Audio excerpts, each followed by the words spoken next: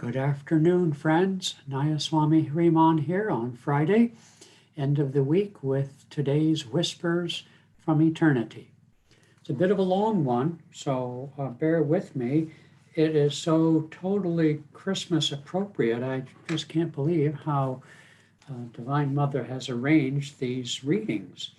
So it's number 190 in this edition, and it's called Teach Me to Spend for Others as I Spend for Myself. You get the drift already, don't you? Okay. If through your grace I have more wealth than others, teach me to share the surplus with those who have less or even nothing. For you are in the poor as much as in the rich. But wealth is not only a blessing, it's also a test to see whether people, having received that blessing, will also be rich enough in compassion to share what they have with others who are less fortunate. The blessed who care not for the unblessed, the fortunate who care not for the unfortunate, will never feel your deeper blessings in their lives. Blinded by their own opulence, rather, the law of karma will require them to be poor again, that they may see that you dwellest equally and sometimes even more openly in the homes of the poor. The unfeeling rich must experience poverty again and be stripped of their comforts, that they may feel the pinch of others' wants as their own. Blessed are those who share your abundance with others, Lord.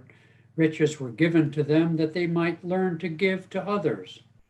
Those who, however, who keep useful treasures locked away, mildewed and rusting or simply unknown, when man's duty is to make this world better and more beautiful, are like cobras sitting protectively over a hoard of jewels which serve them nothing. The magnitude of their miserliness is rendered all the more gross by the fact that so many of their brothers and sisters are wailing by the wayside for help. Misers will die in the much more grinding poverty of a dry, shriveled soul. To die rich without having shared anything is really to die poor. By contrast, to pass the portals of death willingly impoverished by having gladly shared with others is to die truly rich. Teach us, Lord, to feel consideration for those who have lost their wealth or their health. Teach us to feel even more for them than we would for any loss of our own. If we shrink at the thought of becoming poor, teach us by empathy to sympathize even more with those who are already being ground under the wheels of material want of any kind. Teach us to spend happily and freely for others as we spend for ourselves. Teach us not to love thy gifts more than you, the true giver of all gifts. For to think more of your gifts than you, that is to separate ourselves from you. Those who share your gifts freely with others, even as you share us the gift of life and consciousness with them, find themselves one with the life and consciousness of all. Well, it certainly fits Christmas. I remember being struck by a suggestion Swami Kriyananda would make from time to time. He said, let's imagine that you have a problem with spending, which in this culture with credit cards and many things is a bit of an issue. I've even known yogi friends who even repeatedly would go bankrupt because of credit card spending. And so it's a bit of a characteristic of American society for people to do that. He said, rather than to suppress those impulses that might overtake you from time to time, why not spend for other people? He told the story how once on a trip to Europe, he saw a beautiful statue of Mother Mary, and he purchased that for a friend of his. And by doing so, he gained twice, he said, both in the acquisition of the beautiful statue, which gave him great joy to have, and then the greater joy in having given it to someone else. So here's a dilemma. If you give to, let's say, a charity, You have no idea where the money really goes. I mean, presumably they spend it correctly, but it's well impersonal. And yet, if you were to actually give a gift of any sum, something other than a trivial amount, to a personal friend, that could taint your friendship because that person might not feel any way to give back. That's the problem, with charity and with government largesse is to a certain extent, there's the risk of demeaning the person who receives something with no opportunity to give back. You, the charity affirms their need for charity.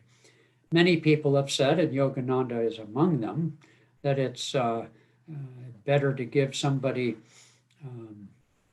well, if you give them a meal, that's good, but that a couple hours they need another one. If you give them a job, then they can earn their own keep. If you give them a skill that they can use no matter wherever they go, that's a great blessing.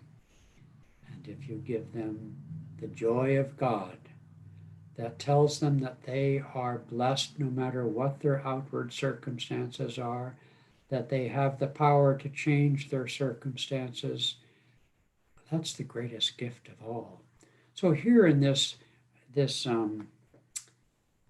prayer demand, we're talking about spending, and of course spending is a big deal for a culture like America and in the West. It's true everywhere, let's face it. Money and outward material possessions are admired and desired by most of the planet. I remember a phrase, I don't remember where it came from offhand, but Divine Mother is speaking. She says, "To those who I give much materially, I don't give myself." You see, the reward of material prosperity, which one gets by the good karma of hard work in the past or what have you, or in the present, is something that takes a lot of energy to manage wealth and to be worried about the motivations of people who might seek to befriend you. I remember Kriyananda saying that there's two things about being prosperous and successful, or even inheriting wealth, which are a spiritual trap. One is that you can never really trust, or you may feel you can never trust, the seeming apparent friendship of other people who might have an ulterior motive. And you find usually from hard experience how true that can be. But the other more insidious delusion, one I've seen, is that, and it comes from the fact that so many people seeing your success, seeing your wealth, think that somehow you have inside knowledge, you are smarter than everybody else on all sorts of things, not just even your success if you made it in this lifetime, or as opposed to inheriting wealth, not seemingly by your own effort in this lifetime, but then that you might believe that you're better than other people, that you're smarter than other people, that you know more than other people. You see, the delusion of success, the delusion of wealth, and I don't mean filthy wealth, even just a lot more than other people, not even the 1%, how about the 10%? There's a delusion there. You see, it has money and prosperity, riches, like fame and other things, have a magnetism of their own, a magnetism that attracts people to you, attracts you to it, and clouds over your finer feelings, sympathy, empathy, as this prayer demand is suggesting. Nonetheless, to get back to my original point, how should we give? Well, you can give to an individual anonymously. That's a wonderful way to give, actually. Here at Ananda, we do these gifts of spirit that are especially notable this season because of our Free and Clear campaign. And so to give Jesus says, when you give a gift, let your left hand not know what your right hand is doing. Sort of a charming metaphor, I suppose that's what it is. In other words, to give without attachment.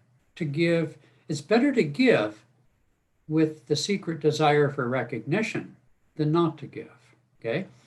But on the other hand, if you can give in an anonymous way, there's a certain merit and a detachment inherent in that. But not everyone can do that. Better to give than not to give. But there's also benefit, especially if it's a personal gift to an individual in need. An anonymous gift frees them from the sense of obligation because they don't know who gave it to them.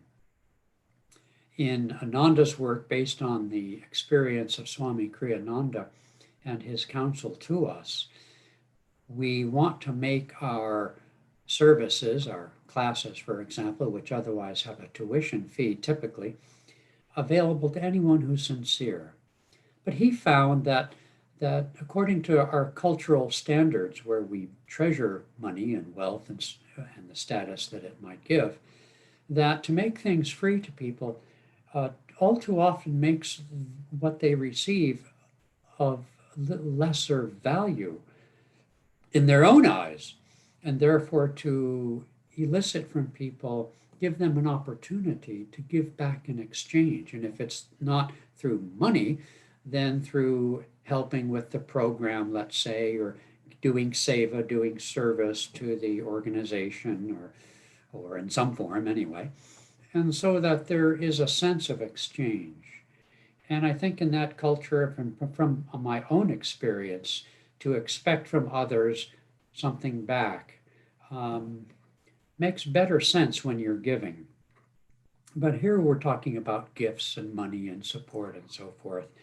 And, I'm running out of time a little bit, but a real important issue here in the cities and around the world is, of course, beggars. And, a beggar gets a beggar's reward, which is to say a dollar bill or some minor amount. Naturally, that's you don't hand him $1 million, so that has its own reward, doesn't it? But the question whether to give really the response to that should be from you, not your concern about what he might do with it or whether he deserves it or she deserves the gift. If your heart is open or closed, if you're judgmental of the beggar, maybe you should stop and give the beggar a little something, okay, to open your heart. Never mind how the beggar got there or the karma or just desserts, as we say. It's a big subject. It's a big subject because we attach a lot of importance to money and to wealth and possessions and all that it brings. And what it brings is a treasure if it's used rightly. It's a great gift. It's not a privilege. You've earned it, okay? But it's an obligation to share it, okay? So think about that for Christmas. Think about doing some, what's that little bumper sticker?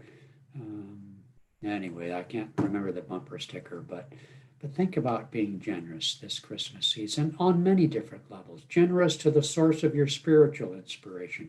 Generous to those in need, perhaps anonymously, as I suggested. And yes, generous to those you love. Okay, great souls, you'll have to wait till Monday and for the next Whispers. Alrighty, signing off. I'm into overtime. I don't want to get laid off from this job of mine. So that's it for today. That's all she wrote. Adios.